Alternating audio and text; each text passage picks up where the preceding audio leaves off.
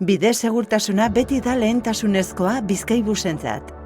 Hona hemen arrisku egoera ohikoenetako bat. Autobusa oinezko pasabide baten ondoko geraleku batean gelditzea. Busaren kokapenak eremu itsu bat sortzen du galtzadaren ezkerrerreitik datorren ibilgailuaren gidariarentzat. Aldi berean, oinezko bat kalea zeharkatzen ari da eta ezin du ikusi ezkerretik datorren autoa. Bizkaibusek harrapatze kontrako sistema berritzailearekin amaiera ematen dio gure herri eta hirietan hain ohikoa den arrisku egoera horri.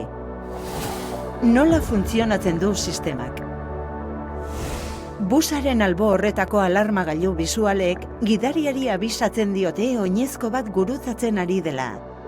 Haiek ikustean, badaki ibilgailua gelditu behar duela. Aldi berean, busaren aurrealdean instalatutako gailuak arriskua zohartarazten dio oinezkoari, honek autoa ikusi ezin badu ere.